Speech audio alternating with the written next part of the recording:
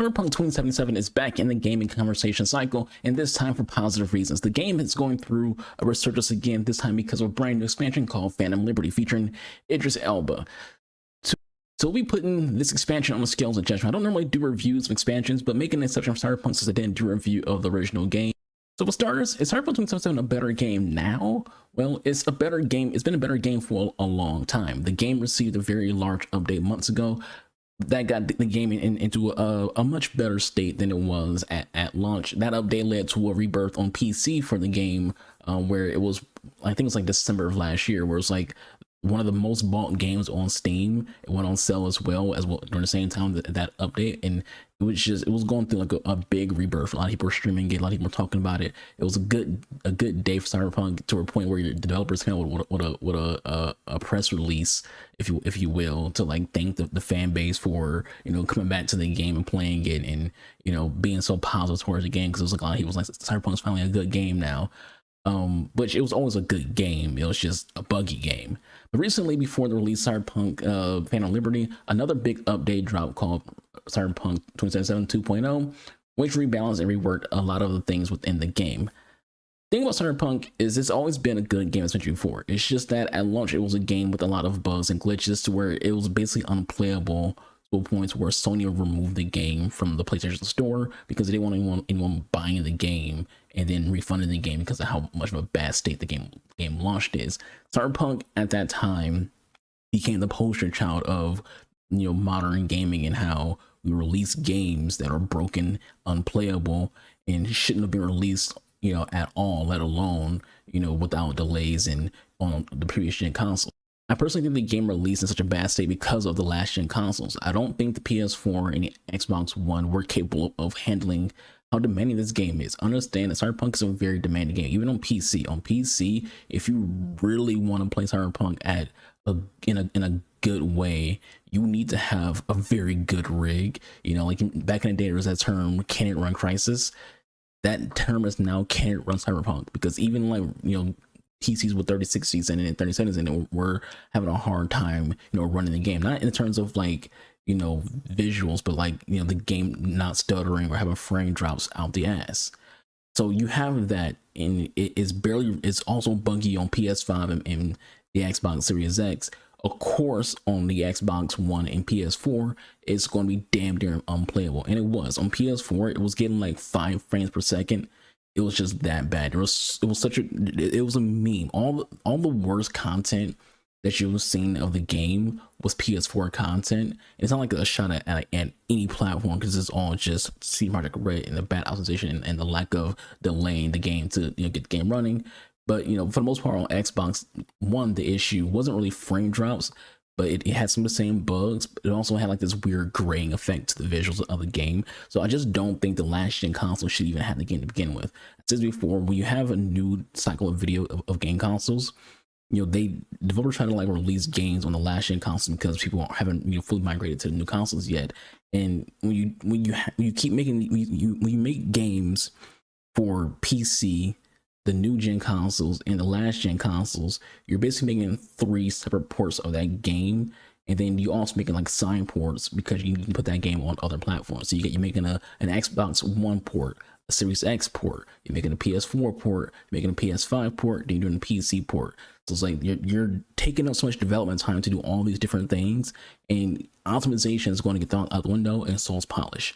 So I feel like that's primarily the reason why Cyberpunk released in such a bad state. It's because of, you know, it being put on 2 platforms it had no business being on. Had the game released just on PC and PS5 and Series X, I think it would have been in a way better position and way better state at launch. But this is not about, you know, Cyberpunk 2077's, you know, release. It's about the new expansion. I didn't do a review of the original game. Not sure why I didn't do a review of the original game. Maybe I was busy that day, or maybe I was depressed, or maybe I was like going through one of those mental things when it comes to content creation where I'm not succeeding. So I just get like in a little bit of a mental, like, I don't know what you call it, like a mental like escape, a black hole where I just don't want to make content because I'm feeling like I'm making content. That might have been what happened during Cyberpunk's release, to where I did make a review of it. But before talking about Phantom Liberty, I did just want to talk about the game up to this point in terms of reception and updates, and you know what the word around Cyberpunk has been up to the release of Phantom Liberty. So just know the story Cyberpunk 27 is very good and has always been good, and Phantom Liberty has a lot to live up to. Does it?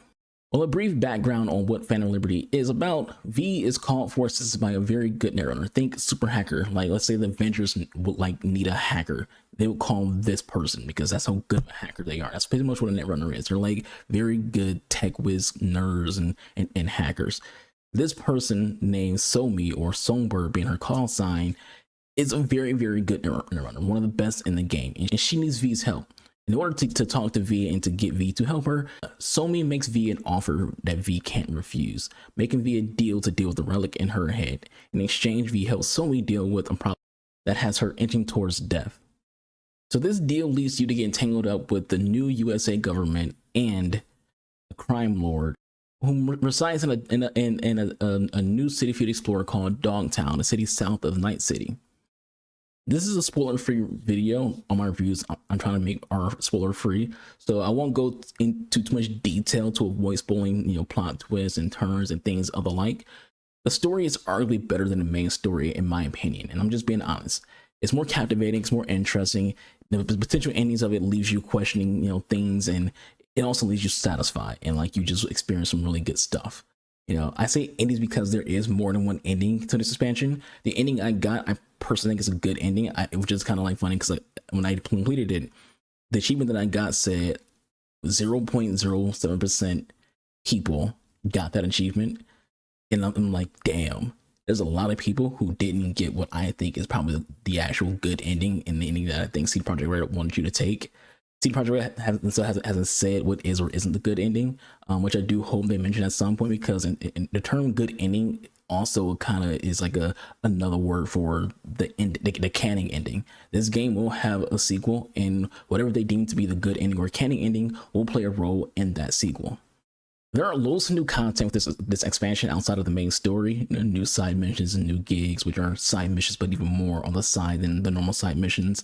You know, new weapons, new vehicles, new characters to interact with, and even your romance options have new messages saying you in things that you can do and interact with them. There isn't like a new romance character, which people did get a little upset about, but you know, that's fine. It's not a big deal.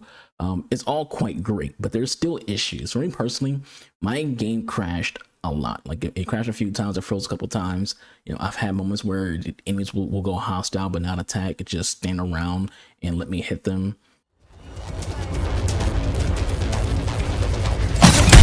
This ain't nap time! Oh, fuck! No! There's something going on with the game and its items floating. Like I often see things hovering over desk and hovering over the ground. Even people, like I'll see people who are like, I'll see like the homeless who are like on the street sleeping, and they'll be hovering over the ground instead of just being on the ground.